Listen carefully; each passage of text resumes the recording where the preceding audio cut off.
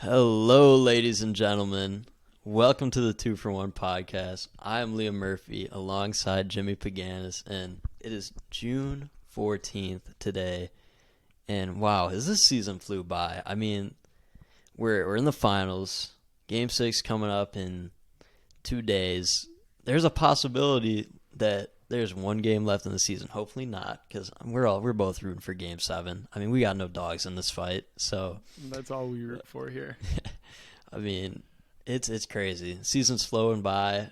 I mean, if you look at people's predictions at the beginning of the season and compare it to what went on in the season, like all those guys, Lakers, Nets, finals, like that. Wow, look how drastically stuff has changed, and it's incredible. It's incredible. I think that's been the beauty of this season. Really, is that going into it, there were so many contenders. I think most people thought Boston would have a good year in the beginning. We thought Golden State with Clay coming back could have a good year. But man, the way it all unfolded, Boston having a terrible start, then picking it up out of nowhere, making it to the finals, with the Warriors actually hitting that peak level, and maybe not peak level, but they're hitting that level, hitting their stride. I mean, both teams got kind of lucky in the playoffs. But that's the way it always is. Yeah. Every year, injuries, there's luck that goes into it. But Golden State, they got to play the Nuggets without Jamal Murray or anybody besides Jokic, really. And then they played Memphis. John Morant went out. Memphis still a good team, but obviously not that high level. And they were able to dodge Phoenix, too. Yeah. Which I think most people thought were the favorites, and just surprised that didn't go. But they were able to dodge them, and they made it to the finals. And then Boston, too. I mean, the Milwaukee series, they swept the Nets first round, but that was the most crazy. Difficult sweep of all time. Very the close. Point differential was 7 points. But it crazy. And then they go play the Bucks, and they got lucky. Chris Middleton was out, right? I mean, Chris Middleton makes a difference on that team. It's just another shot creator on the court. And that pairing with Giannis is big. So both teams caught a couple breaks to make it to this point, and I mean, well deserved. Every year that teams catch breaks. Every year teams get lucky with injury luck. Their guys are healthy, the other teams aren't. And Boston and Golden State, they made it through, and they got a little lucky. Yeah, they're here. It's crazy. I mean, people always be like, "Oh, he was injured." He was injuries are it's unfortunate, but injuries are a part of the game, and 100%. Sometimes you gotta be a little lucky in order to win a championship or get to that level. I mean, you can put an asterisk on a lot of playoff series, playoff games, playoff championships. There's luck in it too. Definitely. 100%. And so at this point, we just wrapped up Game 5 last night. So our last pod, we covered games 1 and 2. So we haven't covered games 3, 4, and 5. Obviously, Game 3, Boston won, right? They went into Golden State and won. Game 4, Warriors bounced back, play really well, good defense, and just win that game. We had that Steph Curry went nuts in game crazy Game 4, and then Game 5 last night was roller coaster. Once again, a roller coaster is right. And I mean, I don't even know where to start, because there were so many weird things that I feel like happened throughout the game, where for instance, that it looked like a close game throughout, but the Celtics for some reason could not buy a shot, and weren't hitting any of their threes in last night. But out of nowhere, they have a big third quarter when the Warriors are usually the third quarter team, and then in the fourth quarter, the roles completely flip, where Golden State takes over again. So, what did you think about last night? Just what some key takeaways, some big points that you noticed? I mean, it's crazy. I'll hear Stacey King say it all the time, on Bulls broadcast, that basketball is a game of runs. And that game was the definition of a game of runs because you see the Warriors just start off really hot and get out to like a 16-point lead in the first quarter, 24-8. And the Celtics just looked so sluggish coming out. And it's just like both teams took turns being sloppy and being on fire. It was the weirdest. It was such a weird game. Great analysis. It's true. So both teams start off or were awful from three to start off. I believe Golden State in the first half, or Boston in the first half was 3 for 15 from three. Golden State was 3 for 17 from three. But the difference maker for Golden State is they did a far better job taking care of the ball than Boston. They only had 3 turnovers. Boston had 9.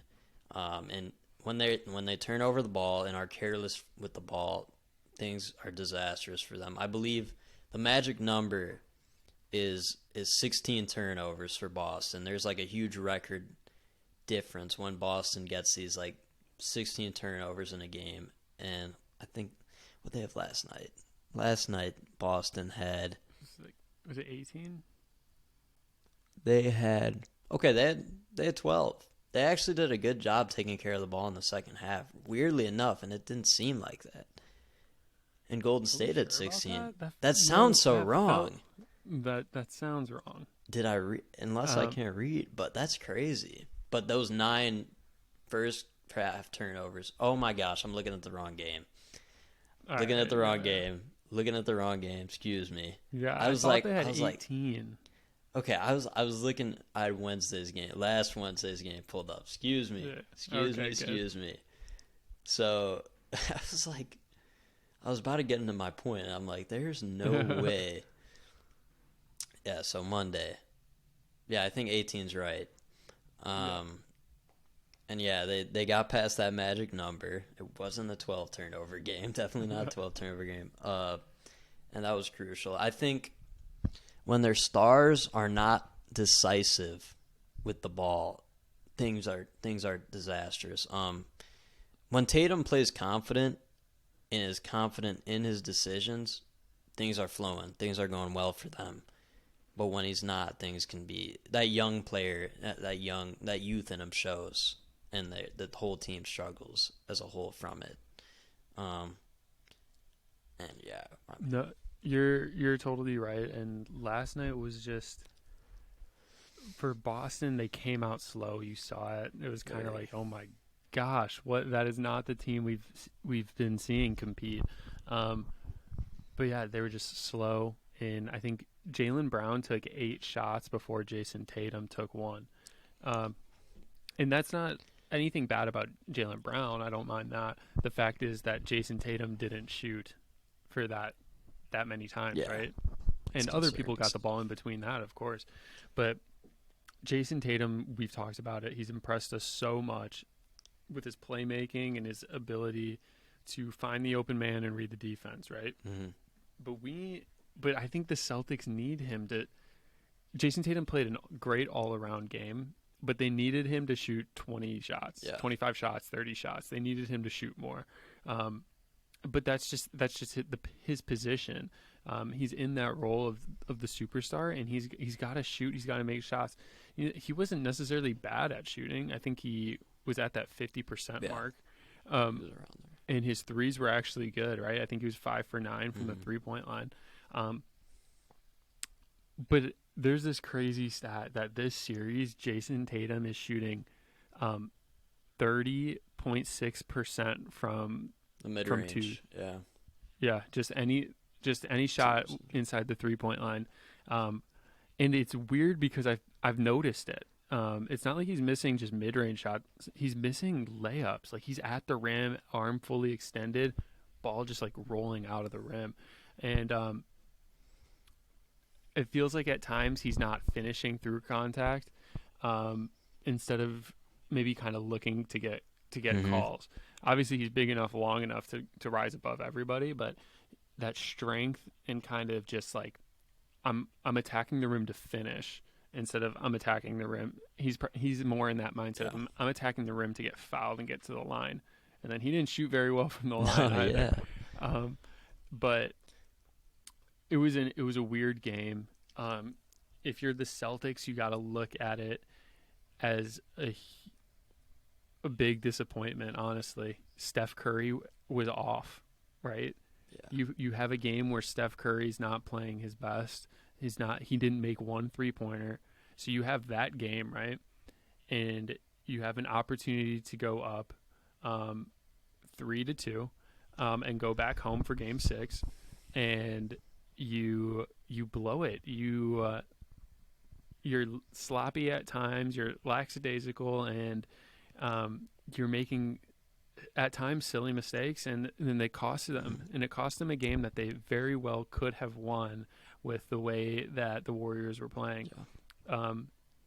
It's not all on Jason Tatum though, or Jaylen Brown. It's the role guys didn't really step up. I mean, feels like I haven't seen Peyton Pritchard. I know that's a weird name to throw in there, but it feels like I haven't seen him hit a 3 like all series.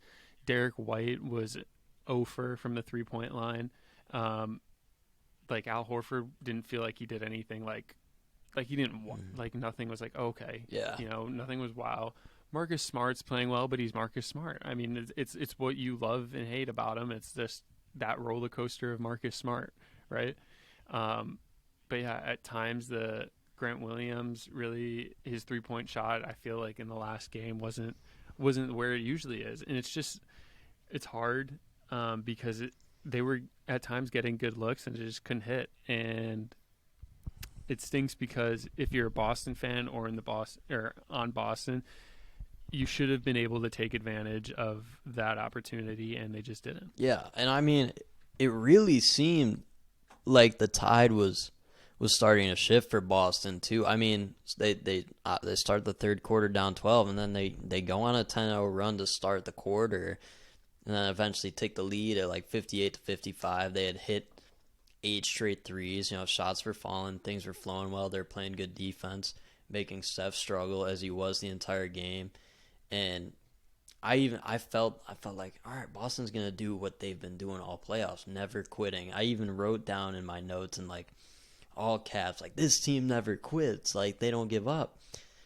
And the wheels, I felt the momentum shift towards Golden State in like the final minute of that third quarter. I think Jordan Poole, like I can't remember if he hit that buzzer beater was huge. But that was a huge momentum shifter. But there was something before that happened too. But it was. Well, I think him and Clay in that moment had like 10 unanswered, which was huge by Clay and Poole because there was a point where you're like, oh my gosh, the Celtics could go up or be up 10 at the end of this quarter. Like it felt like that. They came back, they battled back. The Celtics that we've like come accustomed to seeing in this playoffs of just like grinding out and showing up, and they did. And then out of nowhere, Clay's hitting big shots, Poole's stepping up, and then you're right, Boston tried to get a 2-for-1 and kind of messed up the timing a little bit. They had to rush up a shot. Jaylen Brown rushed up a shot at the at the end of the shot clock. There's still a couple seconds left of the clock in the game clock, and Jordan Poole just hits that shot. And you're right, the momentum instantly gone, right? That place erupted. You saw Jordan Poole dancing around. Everyone was on fire. And it felt like at that moment, you're like, in order for Boston to come back from that, it would have to be something ridiculous that had to happen, right? They would have to completely lock up. Jason Tatum would have had to have a huge quarter. Just, it felt like there was no coming back from that moment. Yeah, no. I mean, I knew once I saw that, I'm like, all right, Chase Center's gonna go crazy, man. These fans are passionate, and that's exactly what happened. I mean, Golden State pretty much never looked back. I mean, it's crazy how we have not said his name yet. I know there's probably people listening like, so how have they not mentioned this guy yet? Andrew Wiggins, that's Finals MVP. Finals MVP. Next on the 2-for-1 podcast. Yeah, man. Wiggs, he's been incredible. He's incredible on both ends. Every time I see that man do something good, which very often, by the way, it makes me so happy because I texted this to Jimmy last night. Just the trade to Golden State was the absolute best thing for his career, and it's really changed the narrative around him as a player. You know, a lot of people are like happy for him. Well, before he was one of the more heavily criticized players in the league for sure. 100%. Yeah. The situation just wasn't ideal for Wiggins, you know, and people had set really, really high expectations for him, and he's been a good NBA player, like, and I'm really happy for him, you know. Well above average NBA player For sure. for his career. For sure. And, I mean, I don't think people realize it because we're on the outside and we're just watching sports, right? Mm-hmm. We're just sports fans watching sports. But, man, does, like, the fit of the team really matter and the organization really matter? We have how many players do we see that like get drafted to not they get drafted high and they get drafted by a poor team and they're just not the greatest fit, right? Maybe the team doesn't push them as hard as they should be pushed. Maybe the coach isn't right. Maybe they've had 5 coaches in their first 5 years. There's so many things that can go wrong, but you put that guy on an organization in a team like Golden State and Wiggins just erupts. But he's not really – that player was always there. Mm-hmm. He's just being asked of more, demanded of more, and he's showing up, right? His scoring's down on average, right, compared to where he was in Minnesota. But his defense, better, right? His rebounding, better. Like 29 rebounds in the last 2 games for him at the small forward position. And he looks happier. I see Wiggs smiling all the time. There is nothing better than seeing players just like happy. I don't know, playing basketball with joy.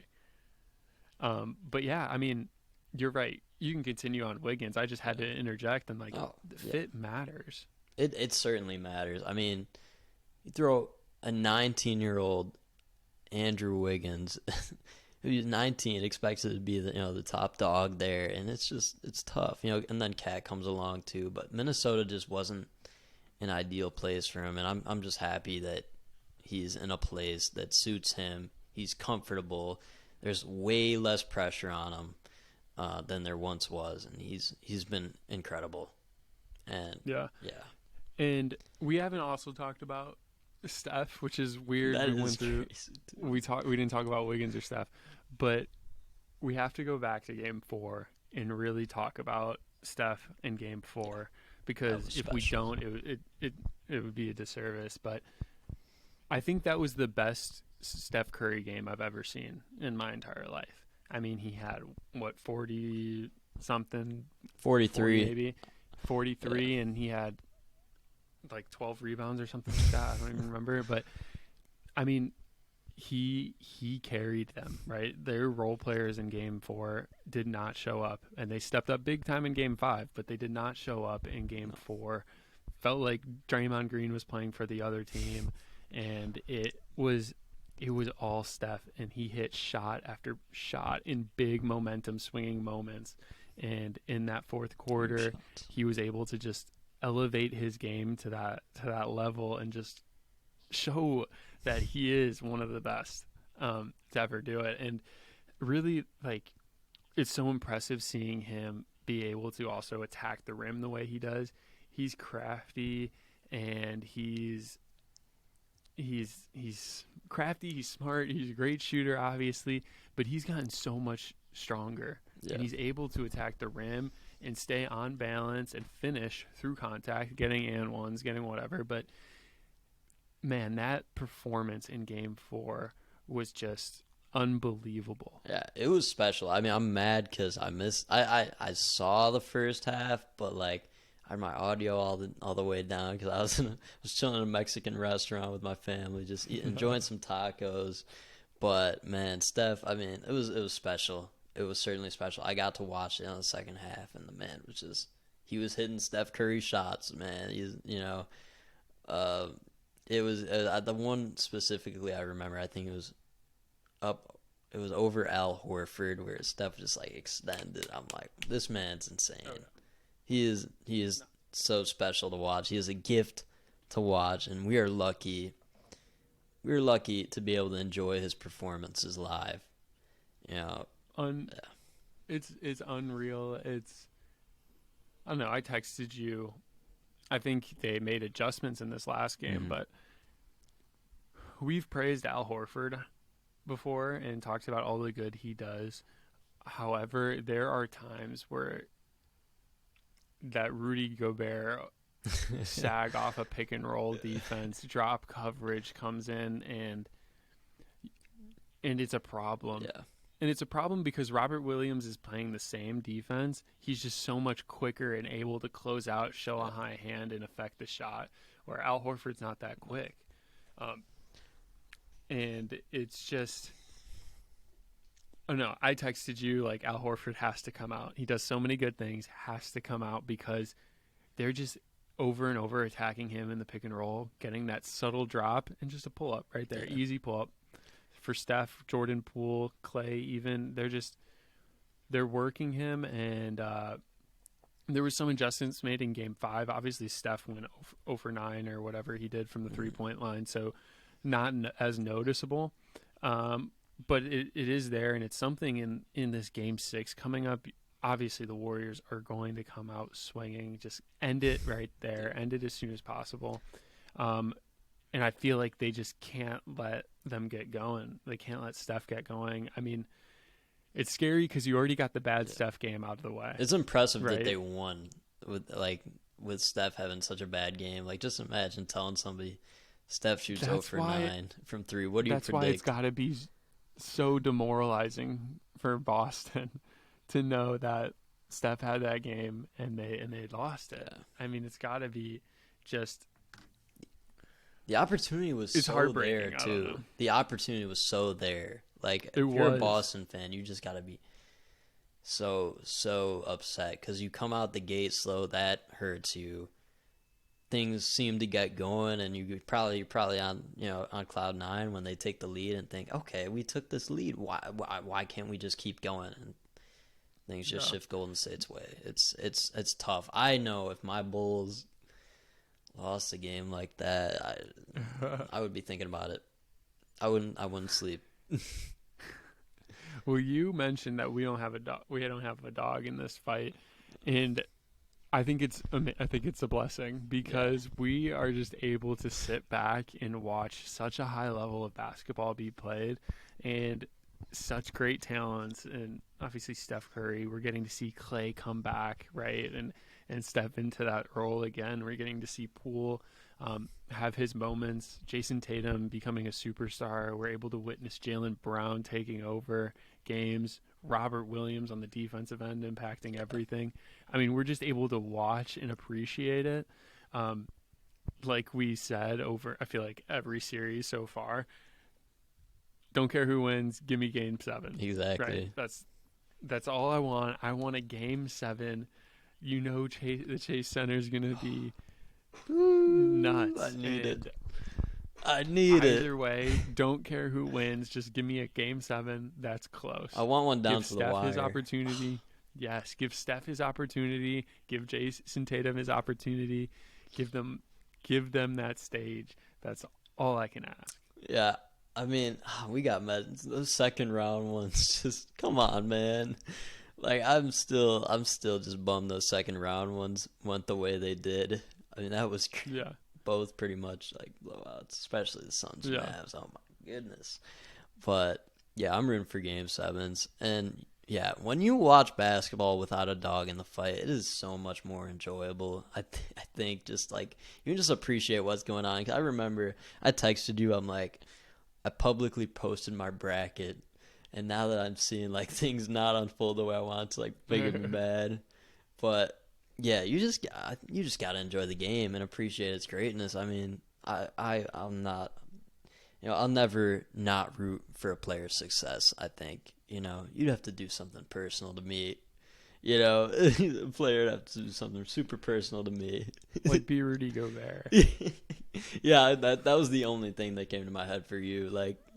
But anybody else, like, I don't root for his success. I wish don't root for him to not play well. I wish he played better to back up the contract. Anyway, back to the game last night. So a crazy stat is that is the first time since March 23rd that the Celtics have lost 2 games in a row. I thought about that. I'm like, dang, that's the first time they lost 2 in a row in the playoffs. That's for sure. And yeah, March 23rd. Yeah. It's been Which a while. is crazy. And one thing, right, we were knocking Jason Tatum a little bit. We're telling him he had to step up. If there's one thing we've seen over and over again with this Boston Celtics team in the playoffs is when Jason Tatum has a bad game, he bounces back. So that game 6 in Boston, I'm looking forward to him. I'm hoping we have a huge game from him, and a game where he just does not care and maybe is a little too selfish. I don't know. I want him to try to take over. Somebody tweeted that's what I'm looking for. Somebody tweeted. I think somebody said, like, we haven't seen that game from Tatum yet. You know, I'm dying to see I just hope we get Tatum one. take over. I think it'd be really fun in that Boston arena. I just know things will be going crazy. You know, it's my team card probably going to be going crazy. Yeah, man. We do. There's one more thing I want to bring up, and I don't think it's maybe 2 more things. The first one that I'm about to say isn't just it probably isn't like glamorous, but I think Gary Payton coming back into the lineup was actually way more important than I think anyone realized. And the reason I say this is because I think he had played 26 minutes last night and was like 6 for 9 from the field or something like that.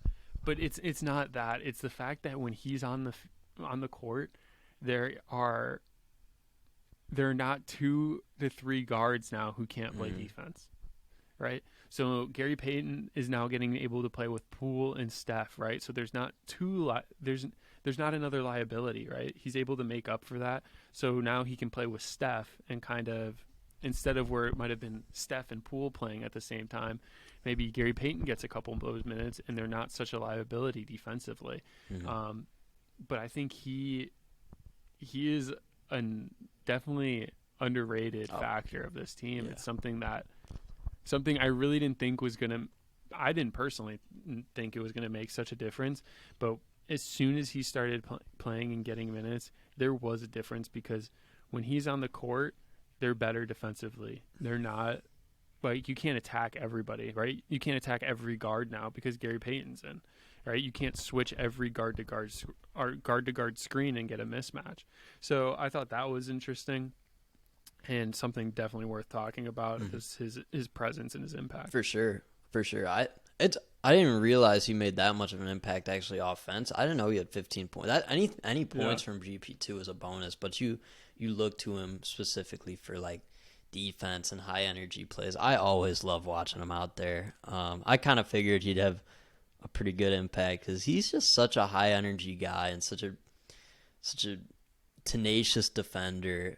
And he's just a scrappy guy, and his story's really inspirational. I mean, I took like a picture 100%. of like all the they flashed like all the G League teams he's been on. There's like 9 different teams he's been on. Yeah, or something like that. Like everybody's journey's different, and I just think it's so cool to see a guy who spent like 5-6 years in the G making a nice impact in the NBA Finals. I love it. Oh, I'm all for it. It's great. One more thing, don't know how long we want to talk about it, but I think it is worth to talk about Draymond a little bit. Yeah. I think I'll chime in after you, but I kind of want to hear so far in his series, maybe last game. Just what are you seeing?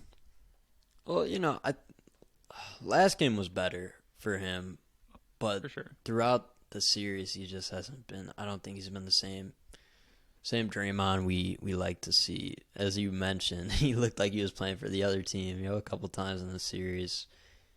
He's had like the intensity, but it's just like normally he backs like I feel like he just backs his play, like his intensity up with like really, really like huge plays. But Draymond, we haven't seen the same Draymond. He even got pulled. I think it was a game 4.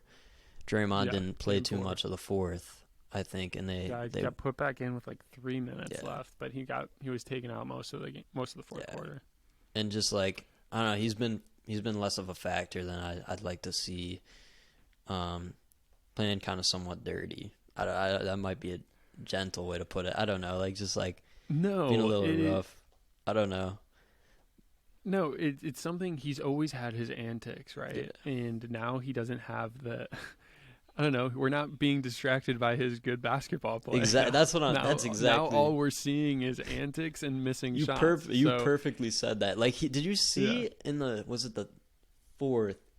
He chased Tatum all the way to the bench, strapping for the ball.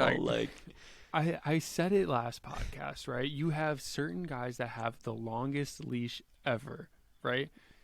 Draymond Green can yell and bark at the refs all game long. Can yell, could follow Jason Tatum to the bench and start stuff, right? He could do that and not get a technical, right? Udoka literally got a technical before he could even pull his mask down. What could he have said under the mask? Marcus got a tech to those refs, right? And it's just, I don't know. I don't mind it. I don't mind the antics. I would hate it if I was Boston, but they're officiating players differently, and it makes no sense. You're just the only thing you're doing by rewarding him for his actions, and he just is going to do more antics because he can get away with it, and he can yell at you more because he can get away with it. I mean, normally I love I love the Draymond antics, and I love Pat Bev's antics a lot when this man went up and started celebrating after the play-in game. But I mean, Draymond's just like, it hasn't been like as backed up by his play, and he's got that longer leash than a lot of guys. So it's been more frustrating, and this is the most slander I think I've seen Draymond get on social media. That's for sure. 100%, and I think most of it is deserving. Yeah. And unfortunately, I mean, I don't know. Like you said, I think he is being a little dirtier now that he's also not playing as well. Mm-hmm. I mean, offensively, last night he played better, but in games 3 and 4 and I think 2, I mean, the Boston Celtics were not even worried about him. They would let him like just go all the way to the paint because they thought he was gonna pass before taking an open layup anyway. He would rather pass. So there were just plays where Draymond would literally have an open layup and he just passes out of it every time. And we saw another player get slandered for that in one moment. I wonder who. We see Draymond Green do it every game, and it's okay. It's okay. Granted, he's passing to the greatest shooter of all time. Yeah. But I'm just saying, a free 2 points. We see that one play. I think I've seen that play like 1,000 times on social media. I don't think you don't know. We're talking about Ben Simmons kicking out or passing it to like Thibault when he had an open layup. Yeah, we're pretty team Ben Simmons over here on the 2-for-1 podcast. Pretty pro Ben on the 2-for-1 podcast. So pro Ben, anti Rudy for me. Maybe not Liam as much. Not strongly. It's just like kind of like he's whatever.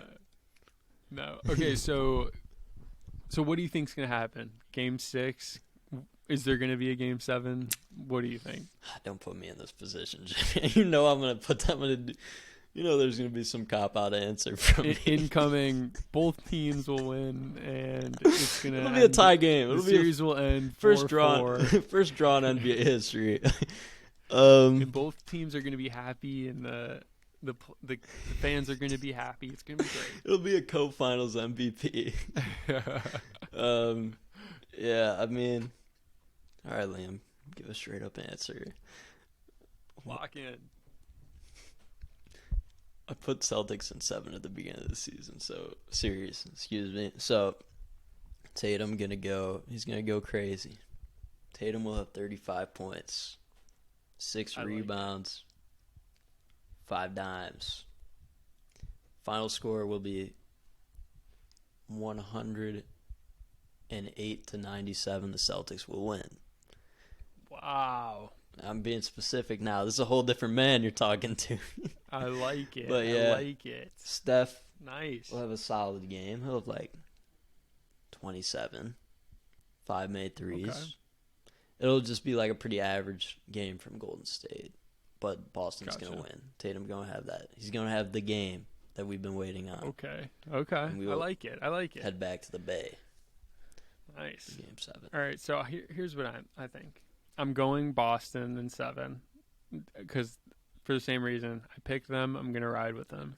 However, I will be shocked if the Warriors don't win the series. Just the way they set themselves up. I still really don't know if they're the better team. Mm-hmm. It's just the position they're in. They're up 3-2. They got 2 games left. Boston's been down 3-2 before, though. But Boston won't be going home for Game 7, though, so that's one thing. Exactly.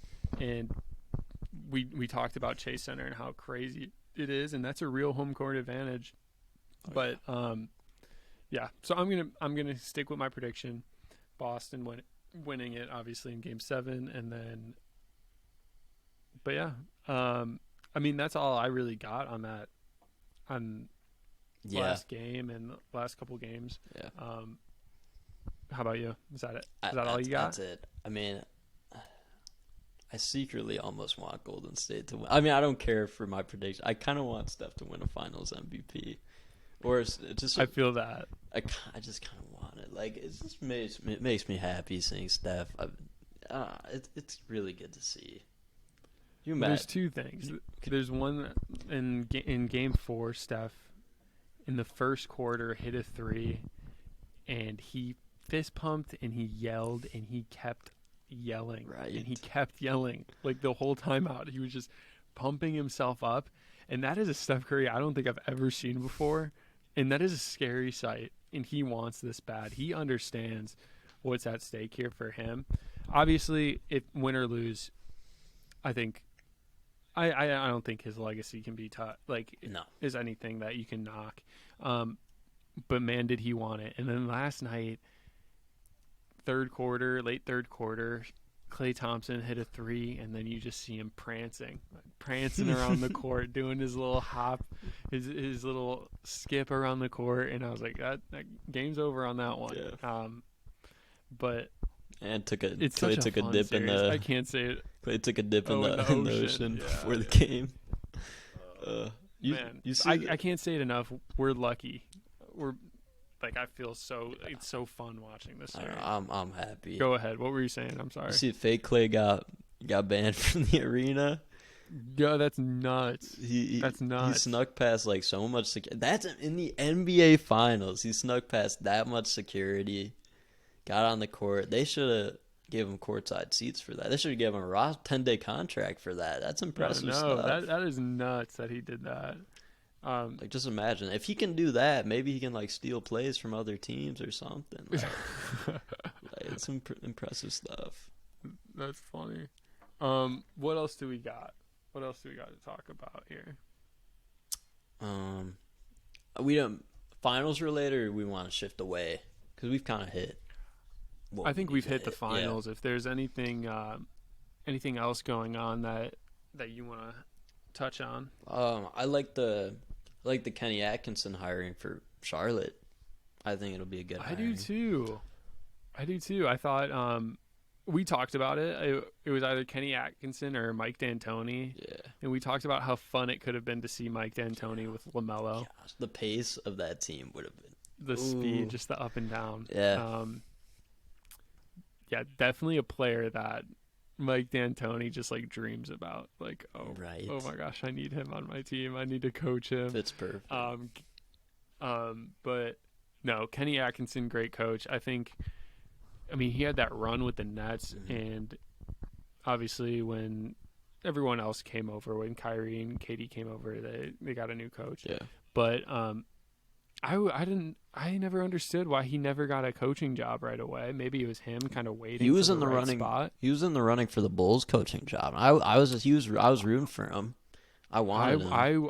I wanted him too. I did for sure. I mean, I'm happy with Billy though. Yeah. I gotta say that was also a great signing. But I was definitely on Team Kenny for us. Me too. But I think he's a great pickup. I think he has had experience with younger players and getting them to that next level. And I think that's something that Charlotte really needs. They have an elite young player in LaMelo, but they have some really good young talent around him. And if he can elevate all of their games just another step and just get them into the playoffs, I think that's a franchise that's just dying. Yeah. Literally dying. Yeah. And, like, for a playoff appearance, even if it's just an 8 seed, that's what they want. And I think he can do it. You hit it right on the head. I think Kenny Atkinson's excellent with young players. I mean, you saw that Nets team for sure overachieved, and I think 18-19. They did go out in 5 in the first round to Philly, but I don't remember them being supposed to make the playoffs that year. Like, I don't think anybody expected that. All. D'Lo was an all-star, pretty sure, and I think Kenny, his firing even really shocked me. It kind of caught me off guard. I think he did great. He did a good job. He did a good job with the Nets for sure. 100%. Good job with their young guys, and I think he can definitely raise the ceiling for that Hornets team. We'll see what they do in the off season. What anything else they do in the off season too. I'm excited for them. The off season's going to be fun for a lot of teams. Definitely. Charlotte being one of them, just because of I've heard that they really like are in like it's like a must is to make the playoffs for them. Yeah. It's been a long time, and that's what they really want. So it'll be interesting to see what they can do with their roster, and if LaMelo's going to take another step, if players around him are going to take another step. Miles Bridges had a great year. So he did have a good year. They had back-to-back play-in appearances, and it was the funniest thing is I think they went out on a blowout to Washington. James Borrego like hung it up, and I think I heard in like the practice facility, and the blowout against the Hawks was even worse. But oh my God. I'm excited for Charlotte. I'm pretty high on LaMelo Ball. He's one of those guys who makes players around him a lot better. Super smart player, super fun to watch. He's an exciting, like so an exciting player. So exciting. Flashy, but yet like under control. Yeah. Obviously, he has that young guard tendency and like to try stuff, which I think is a good thing. Honestly, I don't really mind like rookie, second year, third year players like guards that have like maybe a higher turnover, like number. It makes sense. Just because it makes sense if you're putting the ball in their hand more. That they're trying to get comfortable. They're trying to try things, experiment, grow their game. It's not something I'm necessarily like worried about. I just think he's a great player who definitely has potential to reach that next level. I mean, he was an all-star this year, so. Yeah. Oh, I'm so happy for that. I mean, the guards, him and Garland, are going to be great guards. They already are great guards. I'm so excited for watching those two grow a ton. It's exciting stuff. We got an exciting future of the league. That's for sure. Yeah. All right. Do you want to hit your last topic? Introduce this one. The pairing two players. That one. Yeah. Yeah. So Jimmy and I were talking, and we had an idea. What if we could pair two players, one current and one former? Who would it be? I have my two players ready, so I'm ready to go whenever you are. I don't know if you want me to go first. I didn't go. Let's go. You go last on this one. Go last. Okay, I'm ready. Yeah. Whatever. I was thinking about it when we started the pod. I was like, what would be like? Obviously, there could be a better pairing in NBA history, but what would be like a fun pairing? That's what right? I'm saying too. And I thought about it, and I think I'm going Allen Iverson and prime KG. Kevin Garnett. Okay. Just two dogs that aren't afraid of anything, want the competition. They'll go at your head. They'll talk. They'll fight. They'll hoop though. That's for sure. Yeah. They'll score, and they'll let you know that they're scoring. And then even KG, that defensive presence. I just think it would have been such a fun and exciting combination to get those two in their primes together. That was the first pairing that came up in my mind. That's just like such an exciting pairing. Like I said, obviously you can throw LeBron and Jordan together. Obviously, 2 greatest players ever, and just be like, yeah, I mean, obviously they would be the best. Yeah. So, but that was my 2 that I thought would just be like fun and a little different and exciting. Definitely. I wish we could see it. I love that one. I wish I thought about it from that standpoint, because I thought about it just like strictly from a basketball standpoint. I thought about it from the 2 players I have are wings, and this is a wing pairing that I think current and former. That I would just, if I could watch these 2 play together, it's just must-see TV on both ends. I put together Kawhi and Tracy McGrady. I just think as a wing pairing, they would be so incredible, so deadly. Unstoppable. Like, oh my goodness. T-Mac in his prime, I mean, doesn't get enough love. Yeah. He was like near Kobe level. Like, his offensive game was elite. His pull-up game, his shot making, his athleticism, like definitely not enough credit. Obviously, his injuries kind of shortened his like prime, but man, that combination. Yeah, that combination. I like that one a lot. I like yours a lot too. That was a good one. I like how chippy that would be, because they would be talking the most. I think we could. Gritty, there's so much we could name. We got time. We could throw together we could do it like a position-wise thing. You did a guard and a big. Like, you could do like a wing pairing if you want, or like, I don't know. Or we can do that. We can roll with stuff. And I might try. I'm gonna try and think of a guard and a big right now that I would want to see. Oh my gosh! Oh, I got one. That was quick. They're both former. I would. Oh man, Steve Nash and prime. Both these guys in their prime. Steve Nash, and prime Dwight Howard would be a pretty lethal guard big pairing. I feel. Dude, they already played together. Oh my gosh, they did play together. They did play in their prime. Not nearly in their prime. They did play together for like. Oh my gosh, a season. Could you imagine if those 2 were on the same team? That team would be so good. No, we're gonna have to cut that out. Finals champs for sure. Okay. That was good though. No, could you imagine Kobe was on their team with them? Dude, if you got Kobe on that team, game over. 82-0 probably. That's ridiculous. Definitely not an 8 seed. Goes out to Golden State and a young Steph Curry. You know, that. That's hilarious. That's so funny. That's good though. In their prime, elite. For sure, though. That's embarrassing. In their prime, I completely forgot they had that one. It was just one season, right?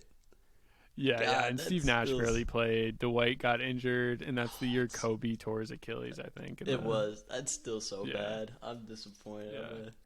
Yeah. I don't even deserve a podcast after forgetting. But dude, could you imagine if Dwayne Wade and Rondo teamed up together with Jimmy Butler? Wait. Yeah, Jimmy Butler. Dude. Oh man. What's another one? Shaq and LeBron. Shaq and LeBron? Are you kidding me? Oh my gosh. No. Shaq, Steve Nash, and Grant Hill. Dude. Oh man. Come on. Gary Payton, Karl Malone, and Kobe Bryant, and Shaq. No way. Team that'll win a chip. I mean, come on. All right, we're having too much fun with that. But anything else you want to mention? I mean, we covered everything for the finals. We covered a little bit of Kenny Atkinson news. We had some fun with this topic and goofed around a little bit, but is there anything else? Nah, nothing else necessary. I think we covered what we needed to do. I think I got to do my research and remember who played with who before I ever bring up anything again. Come on, man. But yeah, I mean, this was fun. No. Always fun. We always appreciate anyone who listens, anyone who watches on YouTube. We just ask that you continue to engage with us on social media. TikTok too. Liam's TikTok killing it on TikTok, so give us a follow. Follow us on Instagram and Twitter, and then subscribe to us on YouTube and listen to us on Apple and Spotify. Yes. But we appreciate you all. We appreciate any feedback, and yeah, have a good one, guys. Good one. We'll see you on the next one.